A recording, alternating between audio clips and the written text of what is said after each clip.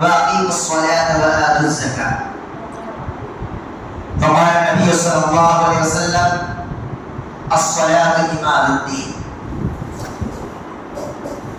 رب اشرح لي صدري ويسر لي أمري واحلل عقدة من لساني يفقهوا قولي ربي زدني علما.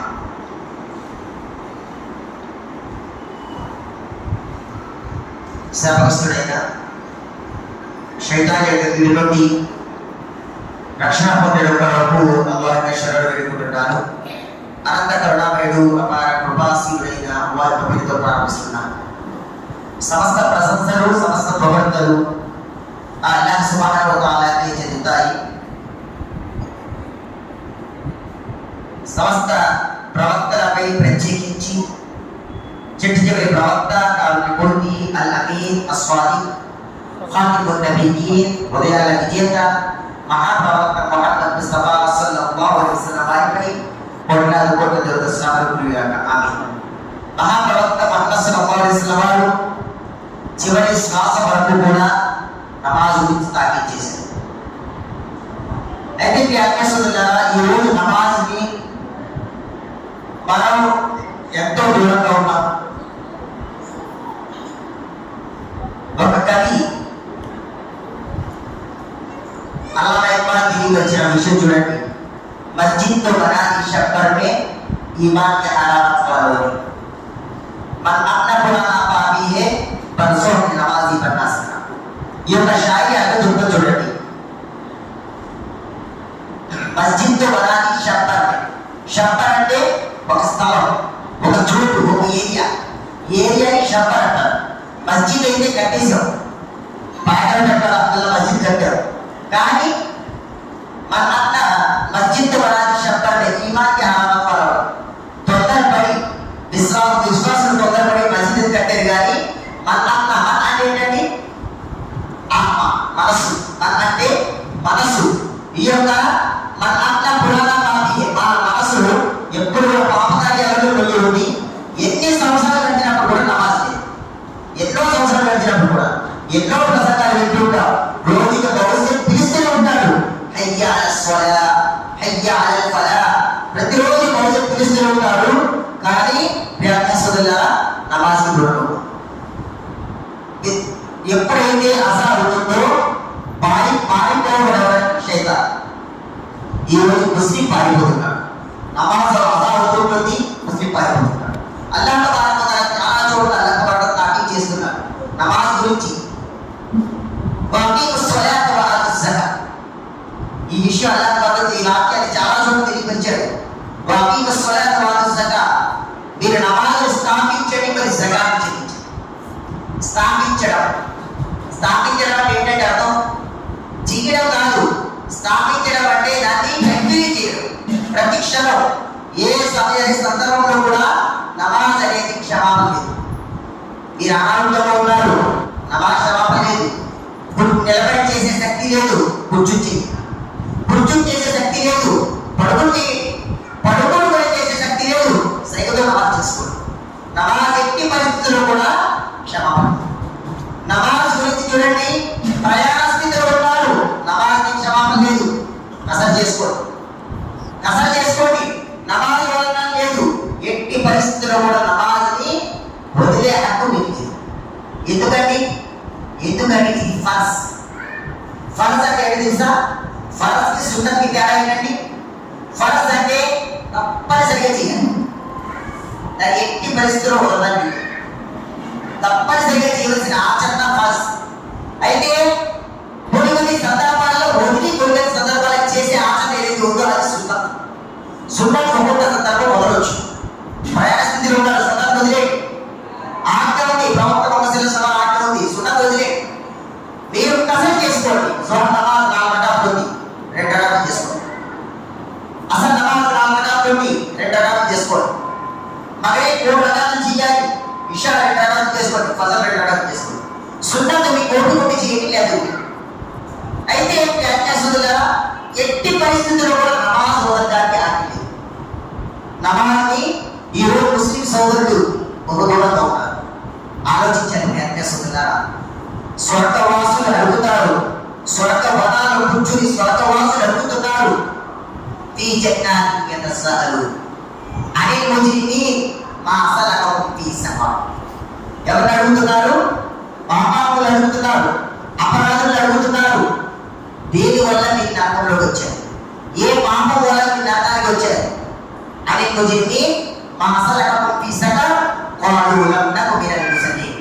మేము నమాజ్ చేసేవాళ్ళం, మేము నమాజ్ చేసేవాళ్ళం కాదు. ఖాలూ లం నకు మినల్ ముసల్లీన్ వలం నకు నుత్ఇముల్ మిస్కీన్. మేము పేదవారికి ఆహారం పెట్టేవాళ్ళం కాదు. ప్రియమైన సోదరులారా, ఆలోచించాలి. నమాజ్కి చాలా దూరంగా ఉన్నాం. ఈరోజు ముస్లిం సమాజం నమాజ్కి చాలా దూరంగా ఉన్నారు. నమాజ్ యొక్క ప్రాముఖ్యత గురించి మనం చూసుకుంటే చూడండి, మహాప్రవక్త సల్లల్లాహు అలైహి వసల్లం తెలియపరుస్తున్నారు. సహచరులు అడిగారు ఒక సందర్భంలో, మీ ఇంటి ముందు ఒక సెలయేరు పారుతూ ఉంటుంది, మీ ఇంటి ముందు ఒక సెలయేరు పారుతూ ఉంటుంది, రోజుకి మీరు దాంట్లో 5 పూటలు 5 సార్లు స్నానం చేస్తే మీ ఒంటి పైన మరణం ఉంటుందా? ప్రవక్త అడిగారు. సహచరులు అంటున్నారు, ప్రవక్త ఉండదు, ఉండదు. చూడండి, అదే విధంగా మీరు రోజుకి 5 పూట్ల నమాజ్ చేయడం వల్ల కూడా మీ పాప కార్యాలు కూడా పరిహారం అవుతుంది. చూడండి, ఫజర్ చేశారు, ఫజర్ నుంచి అసలు వరకు పాప కార్యం చేయమని చేస్తూ ఉంటారు. ఆ పాప కార్యానికి పరిహారం జుహర్ నమాజ్, అసర్ నమాజ్ చేస్తారు. అసర్ నమాజ్ చేయగానే అసర్ మధ్యలో చేసిన పాప కార్యానికి పరిహారం అవేం చేశాం, ఇషా చేశాం. అలాగా ఒక్కొక్క నమాజ్కి, ఒక్కొక్క జుమ్మాకి, ఒక్కొక్క పంటకి పాప పరిహారం జరుగుతూ ఉంటుంది. ఏ పాపాలండి? చాలా మంది ఆలోచించాలి. పాప కార్యాలంటే షిర్కులంటే పెద్ద పెద్ద పాపాలు కాదు, కబీరా కూడా కాదు, సగీరా కూడా చిన్న చిన్న పాపాలు ఏమవుతున్నాయో క్షమాపణ. కబీరా గుణానికి తౌబా అవసరం, తౌబా కావాలి. ఆలోచించండి మీ అక్క సోదరులారా. ఇక్కడ నమాజ్ యొక్క ప్రాముఖ్యత చాలా ఉంది. నమాజ్ ఈరోజు ముస్లిం సమాజం ఎలా చేస్తుంది? వస్తున్నారు జుమ్మా ముస్లింలు, లేదా జనాజా ముస్లింలు, లేదా పండగ నమాజ్ ముస్లింలు, ఈ విధంగా మన జీవితం గడుస్తుంది. అంటే జుమ్మాలో ఒకరోజు, శుక్రవారం ఒకరోజు నమాజ్ చేసే ముస్లింలు, అంటే జనాజా నమాజ్ చేసే ముస్లింలు, దీంతో అంటే సంవత్సరానికి ఒకసారి పండగ నమాజ్ చేసే ముస్లింలు. ఈ రోజు ముస్లిం సమాజం ఇలా ఉంది, నమాజ్కి చాలా దూరం అయిపోయింది. నమాజ్ అనేది తప్పనిసరిగా చేయవలసిన ఆచరణ. ముస్లిం అయిన తర్వాత మొట్టమొదటిగా ఆచరించవలసిన ఆచరణ నమాజ్. రేపు ప్రళయం నాడు కూడా అల్లాహ్ తబారక వ తఆలా అడిగే మొట్టమొదటి ఆచరణ నమాజ్ గురించి. అల్లాహ్ తబారక అడుగుతాడు, మీ యొక్క నమాజ్ సరిగ్గా ఉంటే మిగతా ఆచరణలు కూడా సరిగ్గా ఉంటాయి. అది కనుక సరిగ్గా లేకపోతే మిగతా ఆచరణలు కూడా సరిగ్గా ఉంటాయి. ఆచరణ ఆలోచించాలి మీ అక్క సోదరులారా, ఆలోచించాలి. మహాప్రవక్త ముహమ్మద్ సల్లల్లాహు అలైహి వసల్లం తెలియపరుస్తున్నారు, అస్-సలాతు ఇమాదుద్దీన్. నమాజ్ ఒక మూల స్తంభం అన్నారు. నమాజ్ ఒక మూల స్తంభం. ఎన్ని మూల స్తంభాలు ఉన్నాయి ఇస్లాంకి? ఇస్లాంకి ఎన్ని మూల స్తంభాలు ఉన్నాయండి? చూడండి, ఒక వ్యక్తి వచ్చారు ప్రవక్త సల్లల్లాహు అలైహి వసల్లం దగ్గరికి. ఒక వ్యక్తి వచ్చి తెల్లటి దుస్తులు ధరించి, నల్లటి జుట్టుతో ఆ వ్యక్తి వచ్చి ప్రవక్త సల్లల్లాహు అలైహి వసల్లం వారి యొక్క కాళ్ళకి రాయించి తన తొడలపైన ప్రవక్త సల్లల్లాహు అలైహి వసల్లం తొడలపైన 2 చేతులు పెట్టి ప్రవక్త సల్లల్లాహు అలైహి వసల్లం అడుగుతున్నారు, ఇస్లాం అంటే ఏమిటి? ఇస్లాం అంటే ఏమిటి? ప్రవక్త సల్లల్లాహు అలైహి వసల్లం అంటున్నారు, ఇస్లాం అంటే 5 విషయాలు. ఇస్లాం ఎన్ని విషయాలు? 5 విషయాలు, 5 మూల స్తంభాలు. 1 షహాదా, 2 నమాజ్, 3 జకాత్, 4 ఉపవాసం, రంజాన్ ఉపవాసం, 5 హజ్. ఈ 5 మూల స్తంభాలు. అయితే తర్వాత ఎప్పుడైతే ప్రవక్త వారు చెప్పారో వెంటనే ఆ వ్యక్తి అంటున్నాడు, ఓ ప్రవక్త మీరు సత్యం పలికారు, మీరు సత్యం పలికారు. చాలా పెద్ద హదీస్ అంత అవసరం లేదు. ఈ పాయింట్ మనం చూసుకుంటాం. ఇక్కడ వెంటనే ఇంకో 2 విషయాలు అడిగారు. ఈమాన్ అడిగారు, తర్వాత ఇహ్సాన్ అడిగారు, ప్రళయ ప్రశ్న అడిగారు, ప్రళయ సూచనలు అడిగారు. అవన్నీ అడిగారు. వ్యక్తి అక్కడ నుంచి వెళ్ళిపోయారు. వెళ్ళిపోయిన తర్వాత ప్రవక్త సల్లల్లాహు అలైహి వసల్లం వారితో ఉమర్ బిన్ ఖత్తాబ్ అడుగుతున్నారు, ఓ ప్రవక్త ఎవరి వ్యక్తి అడిగారు వెళ్ళిపోతున్నారు, ఆ వ్యక్తి అడుగుతున్నాడు, ఆ వ్యక్తి సత్యం పలికారు అంటున్నారు. అంటే ప్రవక్త సల్లల్లాహు అలైహి వసల్లం అంటున్నారు, జిబ్రాయిల్ అలైహిస్సలాం. ఎవరంటే వచ్చిన వ్యక్తి? జిబ్రాయిల్ అలైహిస్సలాం వచ్చారు, ఇస్లాం నేర్పడానికి వచ్చారు. ఇస్లాం మూల స్తంభంలో మొదటి స్తంభం షహాదా అయితే, 2వ స్తంభం నమాజ్. 5 పూట్ల నమాజ్. నమాజ్ అంటే చూడండి, చాలా మంది అనుకుంటున్నారు జుమ్మా నమాజ్ కాదు. జుమ్మా నమాజ్ ఫర్జ్ అండి,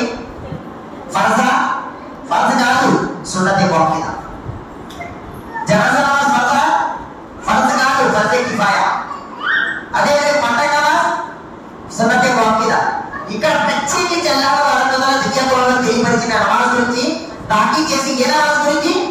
ఫరజ్ నమాజ్ గురించి. 5 పూటల నమాజ్ ఏదైతే ఉందో ఆ ఫరజ్ నమాజ్ గురించి అల్లాహ్ తబారక తఆలా తాకీ చేస్తున్నాం. ఈరోజు ముస్లిం సమాజం ఆ నమాజ్కి చాలా దూరం ఉంది. అల్హమ్దులిల్లాహ్ ప్రళయం దగ్గర ఒక సూచన ఉంది. మా మస్జిద్ అయితే 6 నిమిషాలు అయిపోతుంటాయి, జమాత్ తగ్గిపోతుంటుంది. మస్జిద్ అయితే ఏసీలు వచ్చేస్తుంటాయి, జమాత్ తగ్గిపోతుంది. ఇది జరుగుతుందా లేదా? ప్రస్తుత కాలంలో జరుగుతుంది, జమాత్ తగ్గిపోతుంది. ఆలోచించాలి మీ అత్యాసంగా. ఎట్టి పరిస్థితుల్లో కూడా మనం నమాజ్ వదలడం లేదు. చూడండి, ప్రవక్త సల్లల్లాహు అలైహి వసల్లం అంటున్నారు, ప్రవక్త ముహమ్మద్ ముస్తఫా సల్లల్లాహు అలైహి వసల్లం అంటున్నారు,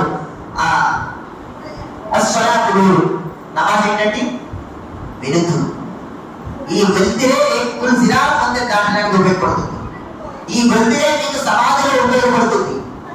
ఈ యొక్క అస్సలాతు నూర్ ప్రవక్త సల్లల్లాహు అలైహి వసల్లం ఈ యొక్క నమాజ్ ఒక వెలుతురు అన్నారు. బయట రావని ఉభయ కుఫ్రి తరకుస్వా, ఒక విశ్వాసి అవిశ్వాసికి మధ్య భేదం నమాజ్ వల్ల. ఒక విశ్వాసి వ్యక్తి అవిశ్వాసి తెలియడానికి మధ్య భేదం ఏంటంటే, మధ్య భేదం ఏంటి? ఎలా తెలుస్తుంది? నమాజ్ వదలడమే. ఆలోచించాలి అత్యసులా. తర్వాత ప్రవక్త అల్లాహ్ తబారక తఆలా తెలియపరుస్తున్నాడు, ఎవరైతే నమాజ్ చేస్తుంటారో వారి కొడు స్వర్గవనాలు ఉన్నాయి. శ్రీమాని అల్లాహ్ చెప్తున్నాడు, శ్రీమాని అల్లాహ్ చెప్తున్నాడు, స్వర్గవనాలు ఉన్నాయి. అదే విధంగా ఎవరైతే నమాజ్కి దూరంగా ఉంటున్నారో వారి గురించి ప్రవక్త ముహమ్మద్ సల్లల్లాహు అలైహి వసల్లం తెలియపరుస్తున్నారు, వారి ఒక భయంకరమైన శిక్ష ఉంది. భయంకరమైన శిక్ష ఉంది. నమాజ్ని వదిలిన వ్యక్తి, ఫరజ్ నమాజ్ని ప్రత్యేకించి ఫరజ్ నమాజ్ని వదిలిన వ్యక్తికి భయంకరమైన శిక్ష ఉంది. చాలా పెద్ద హదీస్ అది. ప్రవక్త సల్లల్లాహు అలైహి వసల్లం ప్రతిరోజు అడిగేవారు సహాబాలు, మీరు కలగన్నారా, మీరు కలగన్నారా అడిగేవారు. ప్రవక్త సల్లల్లాహు అలైహి వసల్లం అంటున్నారు, నేను రాత్రిలో కలగన్నా, నేను రాత్రిలో కలగన్నా. 2 వ్యక్తులు వచ్చారు, నన్ను కొండ దగ్గరికి తీసుకెళ్లారు, ఎక్కమన్నారు. నేను ఎక్కలేదన్నాను, బయట పర్వతాలకు ఎక్కించారు. కొండ ఎక్కారు, భయంకరమైన కేకలు వినిపించాయి. ఆ కేకలు ఏంటంటే అడిగారు, నరకవాసులు కేకలను తెలియపరచడం జరిగింది. అందరూ ఒక వ్యక్తిని చూశారు, ఒక వ్యక్తి పడుకుని ఉన్నాడు. ఏం చేశారండి? ఒక వ్యక్తి పడుకుని ఉన్నాడు, ఇంకో వ్యక్తి ఏం చేస్తున్నారు? ఒక పెద్ద బండరాయి తీసి ఆ వ్యక్తి తల చెదగొడుతున్నాడు. ఆ బండరాయితో తల చెదగొడిన తల 2 చక్కర అవుతుంది. ఆ బండరాయి దొరుకుంటూ వెళ్తుంది. ఆ బండరాయి మళ్ళీ తీసుకొచ్చే స్థితికి ఆ తల యథాస్థితి మారిపోతుంది. ముందు ఏ విధంగా అయితే ఉండేదో అదే విధంగా మారిపోతుంది. అంటే ఎప్పుడైతే బండరాయి దొరుకుంటూ వెళ్తుంది, ఆ బండరాయి తీసుకొచ్చేటప్పుడు యథాస్థితి మారిపోతుంది. మళ్ళీ ఆ బండరాయితో ఆ వ్యక్తి యొక్క తల చెదగొడుతుంది. ఆ తర్వాత ఆ బండరాయి మళ్ళీ దొరుకుంటూ వెళ్తుంది. ప్రవక్త సల్లల్లాహు అలైహి వసల్లం అడగడం జరిగింది, ఈ వ్యక్తి ఎవరు? ఈ వ్యక్తి ఎవరండి? 2 వ్యక్తులకి ఈ యొక్క శిక్ష ఉంది. 2 వ్యక్తులకి శిక్ష ఉంటుందని అర్థం. 2 వ్యక్తులు ఎవరంటే, మొదటి వ్యక్తి ఫరజ్ నమాజ్ వదిలిన వ్యక్తి. ఫరజ్ నమాజ్ ఏ వ్యక్తి వదులుతాడో ఆ వ్యక్తికి ఈ శిక్ష ఉంది అని ప్రొఫెసర్ తెలియవచ్చింది. రెండో వ్యక్తి, ఆ వ్యక్తి ఖురాన్ గ్రంథాన్ని హాఫీజ్ అయి మర్చిపోయే వ్యక్తి. ఖురాన్ గ్రంథం హాఫీజే ఖురాన్ ఎవరైతే ఉన్నారో ఆ ఖురాన్ గ్రంథాన్ని మర్చిపోయే వ్యక్తికి కూడా ఈ శిక్ష ఉంది. ముహద్దీసులు అంటున్నారు, వారికే కాకుండా ఖురాన్ గ్రంథానికి వ్యతిరేకంగా వెళ్ళే వారికి కూడా ఈ శిక్ష ఉంటుంది. ఖురాన్ గ్రంథాన్ని ఆచరించని వారికి కూడా ఈ శిక్ష ఉంటుందని చెబుతున్నారు. కాబట్టి మీ అత్యాసంగా ఆలోచించాలి. ఇక్కడ ఇంత భయంకరమైన శిక్ష అనేది ఉంటుంది. నమాజ్ మనం ప్రతి 5 పూటల నమాజ్ దృష్టితో పాటించాలి. అల్లాహ్ తబారక తఆలా అంటున్నాడు దిగే వాళ్ళు, ఫవైలుల్ లిల్ ముసల్లీన్ అల్లదీన హుమ్ అన్ సలాతిహిమ్ సాహూన్. అల్లాహ్ ఏమంటున్నాడు?